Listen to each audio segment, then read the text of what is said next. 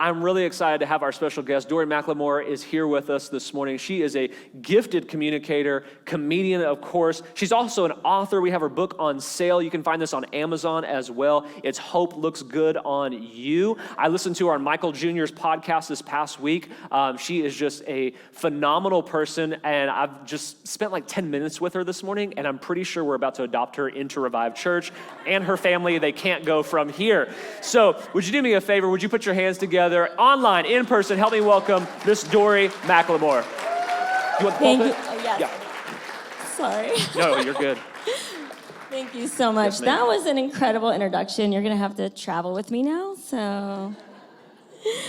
Well, good morning. How are you? That was some fun worship. Can we give a shout out to your worship team, because that was like a party in here. I have not mastered trying to do that one-handed, so I thought I'd open my water. It is so good to be here. I just want to thank you also, Pastor, for this, and Katie, for all the hard work putting this together, because I just love that not only are you bringing joy to your cultural values here at the church, but you're not hiding it on a website, you're like doing it. And that is super awesome, and I'm excited because actually that really helps me, because it seems like if you don't laugh, you're in sin. So it does seem like that helps me out a little bit. I do have a couple family members with me this morning. Can you just shout out if you're here with me? Actually, a few. They have disowned me already. That is not good. But I want to also just help you a little bit, because sometimes there's this thing where we think we can't laugh in church. And I don't think that's your problem, because I think you guys probably have this covered. But let's just get it out there that you can laugh today in a church building. God created laughter, and also it burns calories. So I feel like that is a good enough reason to laugh. Beats the treadmill every time. And if you laugh right, I mean, you could end up with some abs of steel this morning. Not from the nose. You guys, anyone nose laughers, like the nasal, that's not gonna help you. You need to laugh from the diaphragm. Okay, from here, you're gonna engage your core. So what we're gonna do is I'm gonna do a little 1, 2, 3, and you're gonna give me your best core laughter. Okay, ready? We're just gonna practice. 1, 2, 3. All right. I don't have to go biggest loser on you. You got it? This is awesome. That was good. Okay, I feel better now. It's all good. Well, I'm excited to be here this morning because I'm just excuses to get out of my house. Whenever I'm there, I feel like I should be cleaning something. I don't do it, but I hate that feeling. That's a horrible feeling. I actually do hate cleaning. In fact, something has to happen for me to clean. Like for me to clean out my microwave, something has to blow up in it. And even then, it's questionable. Company coming over, that will make me clean. That's probably why my husband is always inviting people over, even though we don't really know them. I'm always hosting some kind of a small group, you know. Now, when my mother-in-law comes, that is the big one. I will clean stuff for this. I don't even know what kind of sin I was in when this was decided, but my mother-in-law runs a cleaning company. And she always knows I'm cleaning everything because she'll call a few minutes before she gets there, and I'm panting on the phone, and she'll say something very sweet. She'll say, "Oh, Dorie, you don't need to run around cleaning everything. We're family. You don't need to impress us." And I'm thinking, I'm not even attempting to impress you. I'm just trying not to gross you out. I don't clean to impress people. I clean not to embarrass myself. I'm trying to get one level above. I'm afraid to eat here. That's my goal. I realized the other day I don't lift up anything and clean underneath it because that is for deep cleaning day. And then I realized I'm the one that's supposed to be scheduling that. I don't know when that's happening.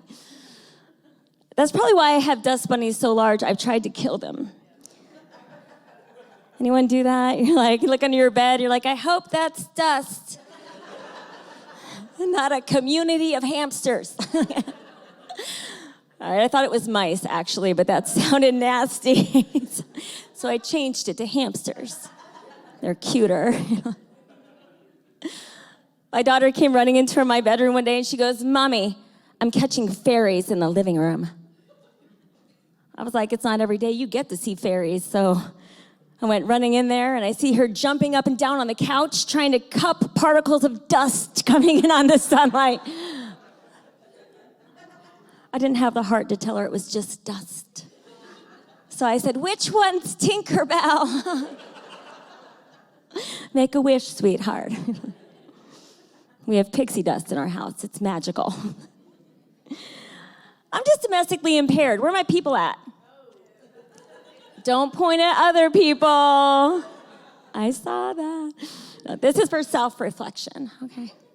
No, I have cabinets that are open at your own risk. My husband does not like that. So I tried to tell him it's just like, it's a game I set up ahead of time so we could play Jenga all the time. My kids love this game. They're like, Mom, I got a snack for myself, and I didn't even get hit in the head. How many points is that? I have a little laundry problem. I don't do it. That could be part of the problem. No, actually, I do clean the clothes, okay? I just don't do the part that's not in the Bible, putting them away. I have checked.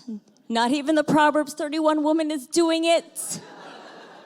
So we are off the hook, ladies, okay? Yes. Now, I did find, yes, in fact, I get you. We see you. I did read this like life hack on Pinterest or something. It was awesome. It said, if you keep the clean clothes on the furniture long enough, your family will come and get what they need. It was working beautifully. And then I put some stuff away, and my son was like, hey, Mom, I'm out of socks on the couch. And I was like, oh, I put some stuff away in your drawer. He goes, where is that? That's fair. I don't like to vacuum. I'm always getting like wrapped up in the cords. So uncoordinated. Oh, some cheesy people here. I love it. No, I am a klutzy cleaner. I am. But what I really want to know is, what are the headlights for? I mean, we're not taking these babies down the freeway. You know, like, anybody vacuuming out a cave? You know, just turn a light on, right? But my sister-in-law told me, she said, Dorie, that's so you can vacuum and see the dust under the bed better. I'm supposed to be vacuuming under the bed. I'm sorry, but there are things I'm not cleaning that are in broad daylight.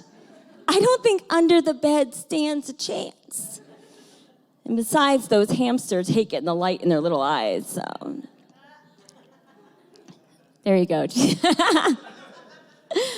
I was hoping this domestically impaired gene was gonna like skip a generation, but I don't think it's a good sign, because the other day I saw dirty dishes in my daughter's play kitchen sink. That is not a good sign. I have children. How many of you have children?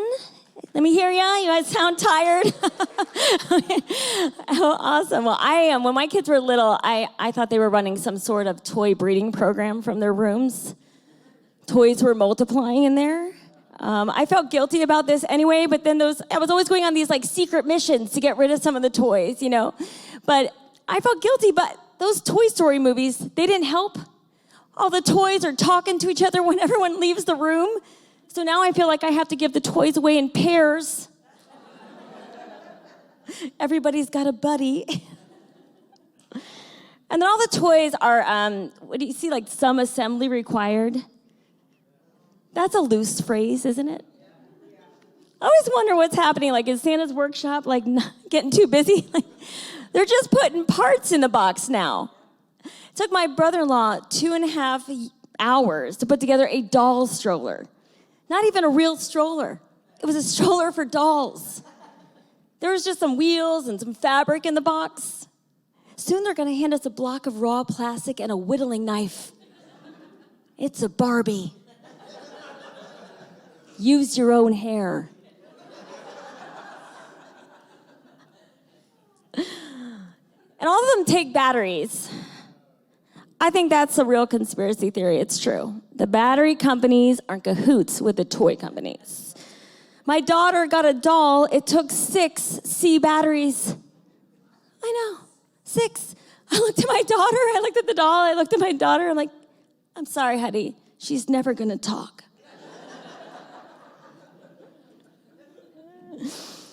So I have 3 beautiful children and one kind of ugly one. I'm just kidding. I just have the 3 cute ones. So don't worry. No, I didn't know this, and you guys look smarter than me about this, but I did not know that the number of children you have equally correlates to the number of times that you will retake middle school math. Did you know that? I don't know what's going on. I was smart at one point. I had even taken calculus. I don't remember anything about it. I've definitely never used it. But I took it, and now I don't know if it was the pregnancies or the sleep deprivation, but I have no more brain cells for this. I looked at the homework. I can't even help my daughter with her homework. I can't even Google it. I don't recognize it.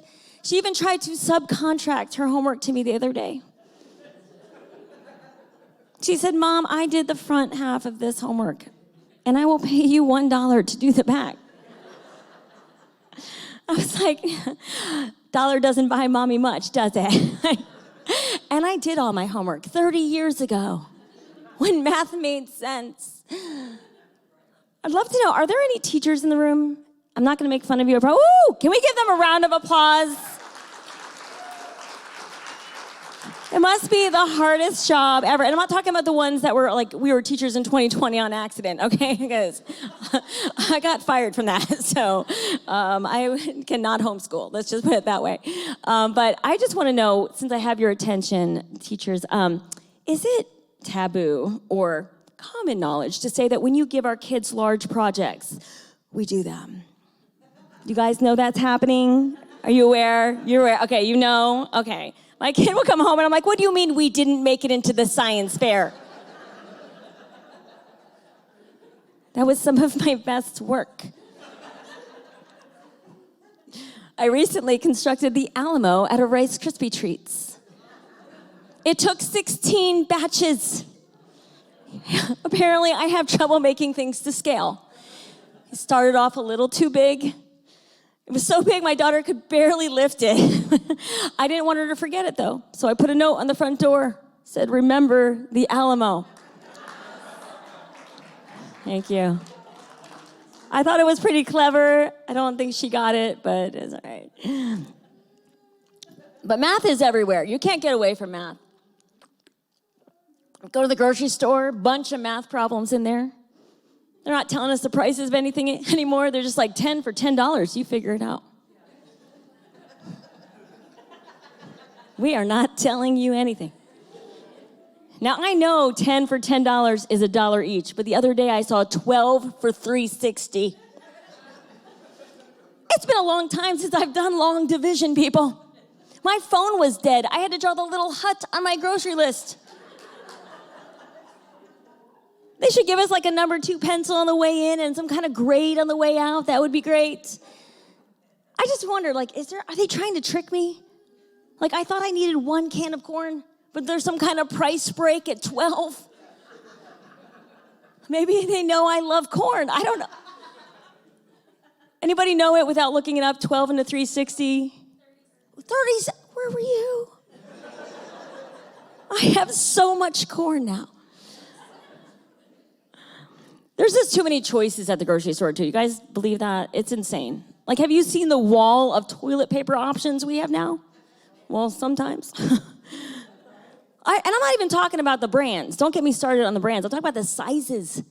You can't even find a regular roll of toilet paper anymore. It's all a double roll, a triple roll, a giant roll, a mega roll, a big roll. We don't even know what these sizes mean. They have to have an equation on the side of the package. More math. I mean, it's bad enough I'm trying to figure out the prices, but now I'm comparing toilet paper square footage.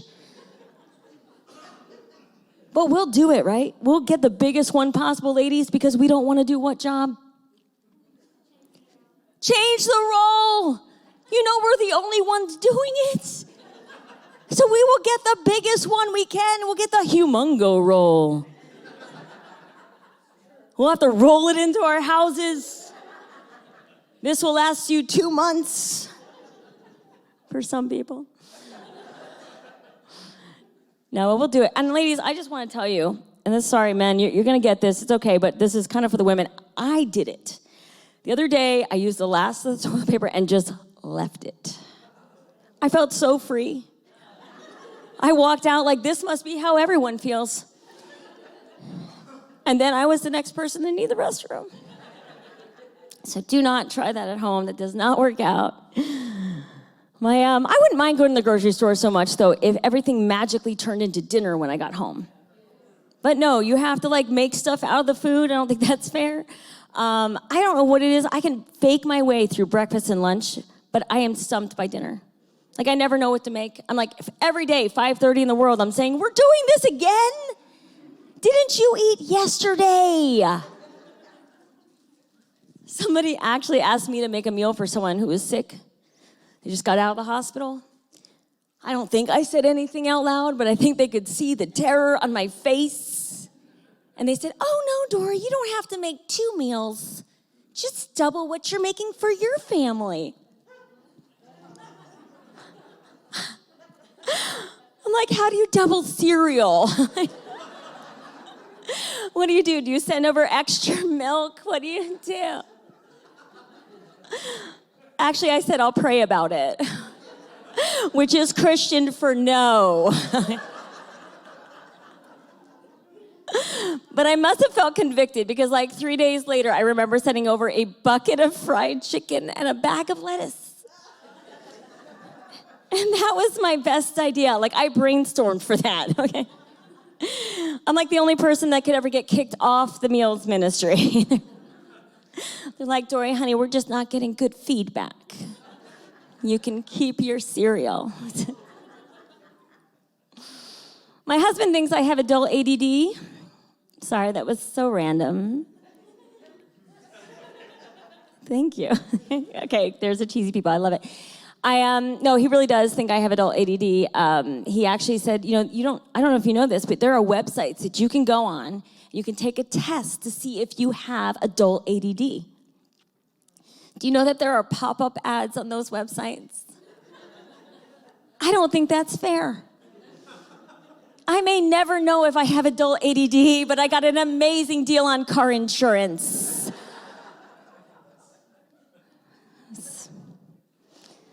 Did you know that, I didn't know this till recently. I love to shop online. Any online shoppers? You guys like to shop online? Woo-hoo! I love it. I didn't know this, though, until recently, that we are competing with things online with robots. Did you know that? I was trying to get some kind of movie club membership, and I don't know if it was the way I was typing, robotically or something, but all of a sudden it came up, are you a robot? I'm like, I don't think so. But they're like, we're gonna check. And up comes this test. And it says, identify all the images that have storefronts in them. And all of a sudden, I get nervous. I can't think of what a storefront looks like. So I'm looking at all the pictures. I'm like, is there a storefront in there? Are they selling something? Is there a storefront in the distance, though? And I start picking all the pictures, and then I failed the robot test. And some robot is running around with my movie club membership. Now, I could be bitter about it. I really could. But honestly, instead, I'm just nice to all the robots in my life. I say please and thank you to Siri.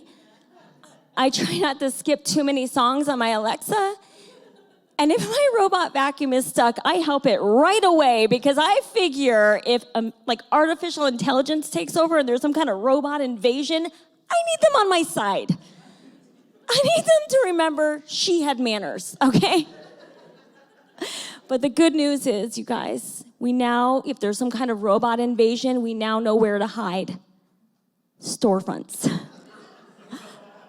They cannot identify them. That's good. My mom thinks that Siri has a crush on my father. She called me and made me listen to the way she says his name over and over again. She was like, do you hear it? Do you hear it? It's flirty. I was like, I was going to get him an Alexa for Christmas, but I'm worried about their marriage, so I am not going to do that. I love my mom. I was actually talking to Pastor right before the service about how she uses, she never texts, she just voice texts. Do you know those people? They're in a quiet room. We're like trying to find seats in a movie theater. That's when you use your fingers. She's like, we're in the front, on the right side. I'm like, Mom. And then I love when she wants to say that she's laughing, because you see her going, ha, ha, ha, ha. I love it. I love it. I love how I know those action movies, they always have a computer hacker in there. You ever see the movies and they're like ferociously typing on their computer, and then they're like, for like a minute, and they're like, I'm in. Or do you have a different keyboard than me? Mine just has letters and numbers on it. Like, you just cracked the code to NASA? I can't even find a promo code that fast. I can't even get into the accounts where I set up the password. So I don't know how that's happening. We're not a very techie family, but I'm a Googler. Anyone else a Googler? You just love to Google everything. Like, we don't need anybody in our lives. We just have Google. I'm actually seeing Dr. Google right now. You ever see Dr. Google where you Google your symptoms and then diagnose yourself and then go to the hospital? It's fun. Like last month, I thought I had rubella. I'm pretty sure I was vaccinated for that when I was a child, but the symptoms were dead on. And WebMD said so. But I just hate going to the doctor, honestly. I don't like going, and I don't like taking my kids to the doctor, which sounds cruel. But some of you moms in here may like secretly relate to this. When my kids were little, they would be on the couch, lethargic. I would be spoon feeding them cracker crumbs, saltines, name brand. I'd have the Gatorade going in the sippy cups and the straws, and all of a sudden I'd call it. I'm like, they're sick. It's like, let's go to the doctor. I get to the doctor and I hand over the copay. And what happens? Anybody? They're fine. They are fine. They are sword fighting with the tongue depressors. They are wrapping themselves up in that sterile paper. They're doing the Superman across the room on that stool. And I'm like, oh, no. God did not just heal you. We paid the copay. We are leaving here with drugs. I believe in healing, just not after the copay, y'all.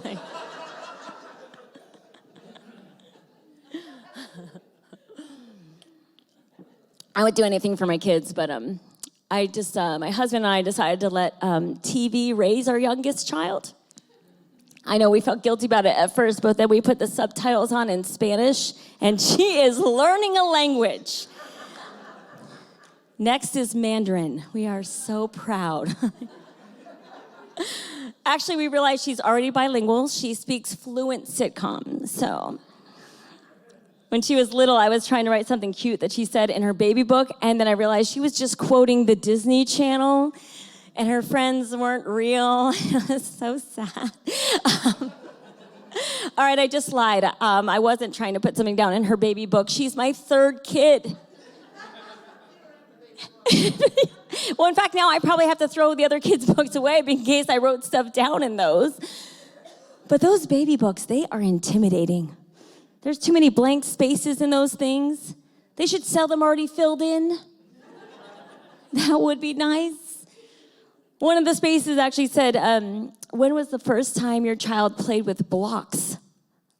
I'm like, I don't know. I was probably trying to take a nap. And then you have to tape little locks of hair in there. I did realize, though, if you forget to do that, Barbie hair works. Certain breeds of dog. Just don't let them send it in for like a DNA test, because that's going to come out real weird, okay?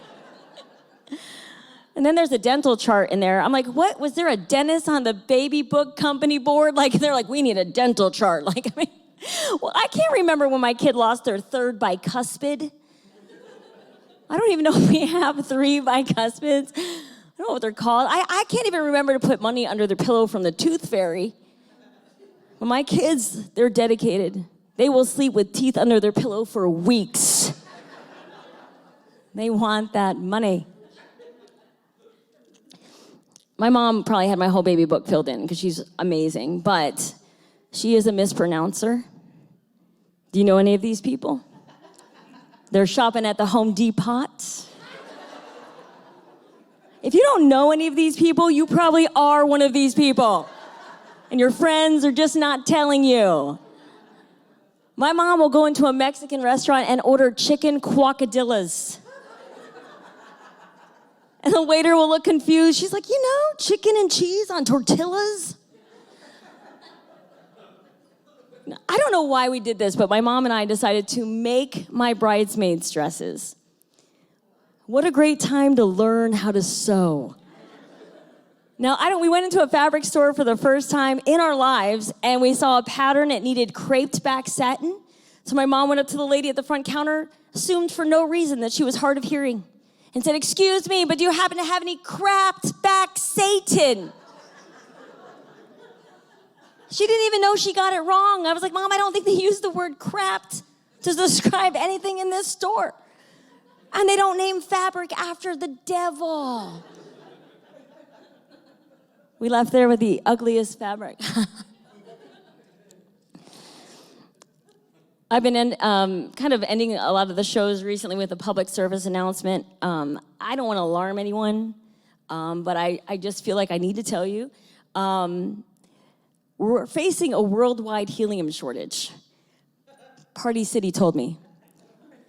There's a sign on the door. It says, "Due to a worldwide helium shortage, no balloons today." Now, I didn't know we'd have balloons today. So I probably would not normally have said this. But they're beautiful. They're beautiful. But I don't understand how this was Party City's job to tell us this. Like, I feel like, is it helium some kind of natural resource? Is it like we don't know how to make it, do we? It's like an element on the periodic table. But they're like, no balloons today. No news coverage, just Party City's job to tell us. And I don't know how no balloons today is the only consequence. Like, we don't even know if helium is holding up our planet. We don't know. I don't want like our kids one day to be like having to wear helium helmets to like hold them up, and then they're like, what did they do with it all? And someone's gonna have to answer them. Birthday parties, baby gender reveals, church services. I'm just kidding. I don't know, we could just raise awareness. We could tell a friend. Maybe we could just blow up our own dang balloons. I don't know, sorry for the language. That was really passionate about this. I got sign-up sheets at my table in the foyer. No, I'm just kidding. I do not actually have sign-up sheets. I'm finding balloons everywhere. So I feel like something happened. We must have found a new pocket of helium. I'm not sure. Or maybe we learned how to make it. I don't know. Don't Google it. It ruins the joke, so don't tell me. No, I don't have sign-up sheets back there, but I do actually have books back at my table. If you come see me, I just want to see you. I want to connect with you after this. And I want to tell you a little bit about this because, well, first of all, it's a miracle. That book, I actually wrote the book. My face is on it. Yeah, okay, that's kind of what it looks like. Anyway, literally, I barely read books. So this was a miracle that I wrote this book. But it was actually during 2020 that God kind of tapped me on the shoulder and said, "Hey, Dorie, when are you going to write this book that I had put on your heart?" And I was like, "Hey, God, it's 2020, and I'm in a bad mood this year. So don't really want to write this book." But he reminded me I had no excuses left because there were no live events. I had nothing to do, literally. I was going crazy, doing puzzles. And he's like, hey, you have a lot of time on your hands, so let's do this now. So I was like, all right. But I was in a hope bankrupt place. I think a lot of us felt that way going into 2020 or in these last couple years, really. And I just knew that it's called Hope Looks Good on You, which is something that God was bringing me through. And it's actually a daily devotional. It says a comedian's joy-inducing daily devotional for women. And men can read it too. It's not like, girly, but it's pink. It's a book, so...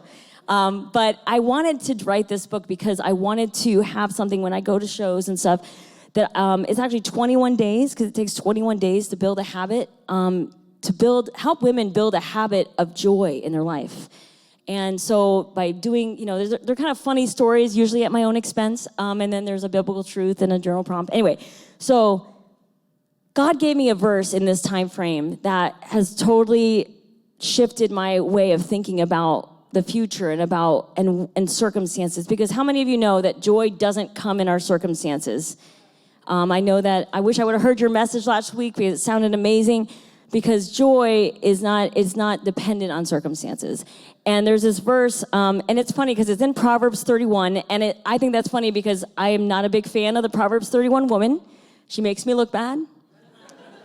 She is intimidating. She's always rising early and finding wool and flax to make things out of. I'm like, I can't compete with that. Can't relate. But Proverbs 31:25 has become my favorite verse. And it says, she is clothed with strength and dignity and laughs without fear of the future. Laughs without fear of the future. She's not just getting through. She's like laughing and just knows, And she didn't have ibuprofen, y'all. A lot could go wrong. But she knew some kind of secret. And I think it is that her joy didn't come from her circumstances. It came from something bigger. And I believe that, when God was kind of dealing with some of my issues in 2020, and as I was writing this book, he showed me that I was really basing my joy, my sadness, all on circumstances. And like I was in an ocean and just letting waves crash on me, letting the undertow pull me out to sea. It was all over the place. And I felt like the Lord gave me this scripture as well that I probably did not give to the team, but it's in Hebrews 6:19. And it says, this hope is a strong and trustworthy anchor for our souls. And he actually gave me this visual of a buoy. I like that word, actually, buoy. It's just a fun word. Anyway, buoy, it's like a flotation device in the water, but it doesn't go out to sea. It doesn't get pulled under the water. It's floating, and it kind of bops or bobs. I could not figure out if that was bobs or bops. It's bopping along. It's bobbing up and down. I don't know. But the reason it doesn't go anywhere is it's because it's anchored deep into the seabed.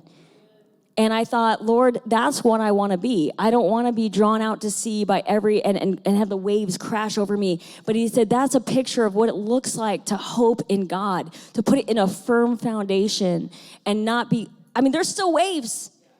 There's still going to be waves, and it's going to have all kinds of crazy stuff in it, but you can be anchored down deep and hope in God. And that is how I believe we can laugh without fear of the future, how we can smile and laugh and choose joy no matter what happens.